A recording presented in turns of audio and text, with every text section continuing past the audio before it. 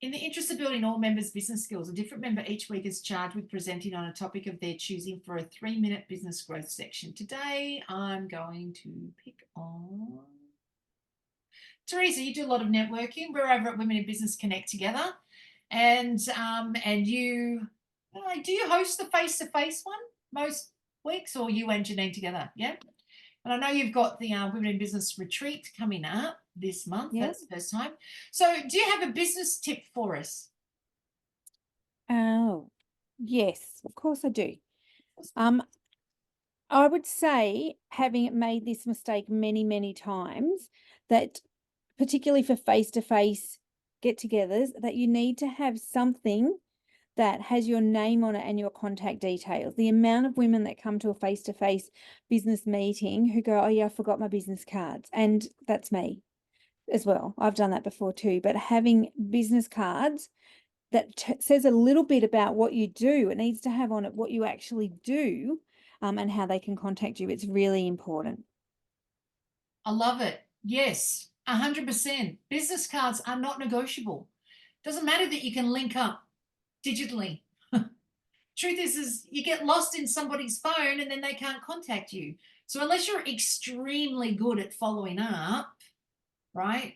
I mean, I can do that. What I do is if I have linked up with somebody straight away because they don't have any cards, then I then send them a message directly from that. Once their contact details are in my phone, I send them a message straight away and say, hey, great mate, this is Misty. So that then I can go back to that, all those messages and go, these are the ones that I just met. Now let me go back and find out who you are. Otherwise, how do you keep control of it? Depending on how it filters into your contacts and things like that. And if you ever wonder when you go face to face why no one contacts you, it could be because they're rubbish at follow up, or it could be because they can't find you and you didn't have a card, so they can't follow up anyway. So yeah, love it. 100%. It's so important, actually. Who was in my class yesterday? I was doing a refresher class on overcoming obscurity yesterday. Chapter 1, business cards. So there it is. Yep, absolutely agree. Anne, you got your hand up? Yeah, I do. I know you say it 1,000 times, but I still find I can't find people in the chat. Oh, like, I know. you just think, well, what do we come along for? Oh, I know. In the last meeting, I think I repeated myself. How many times you reckon, Diane? 17 times. Make sure your email's in the chat. 5 people. I've spent an hour trying to find their email addresses. Turns out one of them, who I've been networking with for 3 years, I've never had her email address.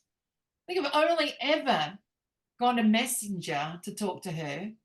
And then the question becomes, do I send her the chat box? Do I hold out? Do I wait for an answer? Like, why is it so hard? And yet I can find her websites and things. That was tricky. But I clicked, I'm getting very good at doing the research to find all of this. I can find her websites, but when I click on contact, it goes straight to a form. I don't entirely trust forms.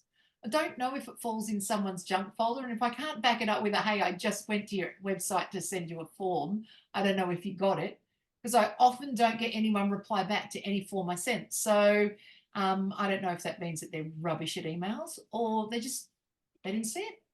So, even if you've got a form, put your email address there and your contact details so that there's still a second follow-up system. Always have a backup plan. There you go. Today's tip. Have a backup plan when it comes to contact details. I'm with you, Anne. I hear exactly what you're saying. Yes.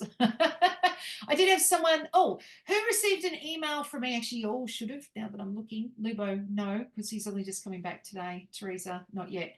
Okay, but everyone else, did you receive an email from me in regard? There you go. Desiree says, yes, she's received many emails from me. No, in regards to the Business at Breakfast directory.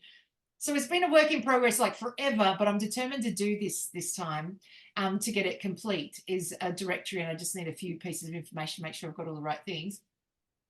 I have one person out of 83 write back and say, is there going to be some rules around the directory in regards to what people can and can't do with it? My answer is this: no, I don't have any rules. I don't have any rules for many reasons. One is you're all adults, you can do what you like.